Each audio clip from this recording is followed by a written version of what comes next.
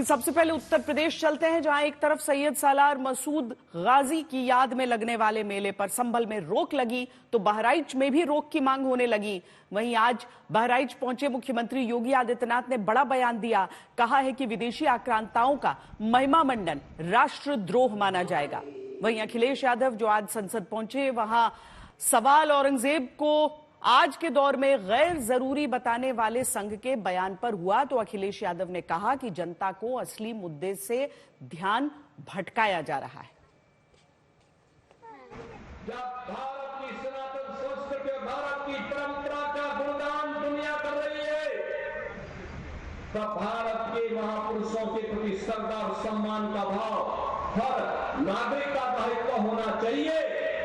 उन स्थितियों में किसी भी आक्रांता को महिमा मंडन नहीं करना चाहिए। आक्रांता का महिमा मंडन का मतलब देशद्रोह की नींव को पुख्ता करना और स्वतंत्र भारत ऐसे किसी देशद्रोही को स्वीकार नहीं कर सकता है जो भारत के महापुरुषों को अपमानित करता हो, उन आक्रांताओं का महिमा मंडन करता हो जिन आक्रांताओं ने भारत की सनातन संस्कृति को रौंदने का कार्य किया था, बहन बेटियों की इज्जत पर हाथ डालने का काम किया था, हमारी आस्था पर प्रहार किया था, उसे आज का ये नया भारत स्वीकार करने को कतई तैयार नहीं है।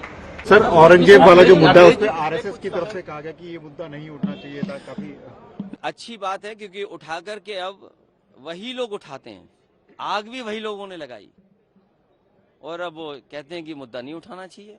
अखिलेश जी, पिछले कुछ समय में देखा गया है कि कुछ ऐसे मुद्दे उठाए गए हैं जिससे कि कम्युनिटीज के बीच में तनाव बढ़ा है। क्या रणनीति आप इसको? वो ये मुद्दे इसलिए उठाए जा रहे हैं कि अगर आप भी अगर कुछ सच दिखा दें और अगर नौकरी चली जाए तो नौकरी नहीं मिलेगी, कई चीजों पे पर्दा डालने के लिए।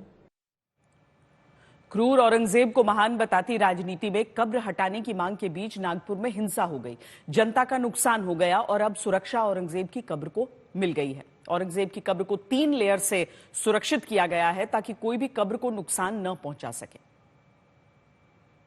औरंगजेब की कब्र का विवाद थमता दिखाई नहीं दे रहा है। फिलहाल मैं हूँ खुर्दाबाद में और आप मेरे राइट साइड में देख सकते हैं कि यहाँ पर औरंगजेब आलमगीर का मजार है, लेकिन सुरक्षा के हेतु इस मजार को अब और ज्यादा प्रोटेक्ट कर दिया गया है। जो लॉर्ड कर्जन ने जाली लगवाने का कहा था निजाम को, वो जाली है। उसके बाद वायर फेंसिंग है और वायर फेंसिंग के बाद ये 3 का शेड दिखाई दे रहा है।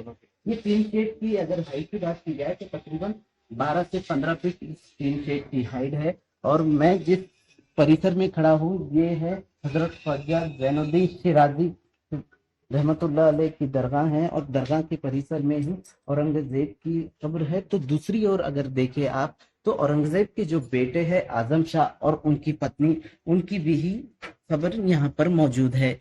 अब देखना यह है कि इतनी सुरक्षा होने के बाद भी जो विवाद है औरंगजेब की कब्र का वो थमता है या नहीं। इसरार चिश्ती, खुल्दाबाद, छत्रपति संभाजी नगर।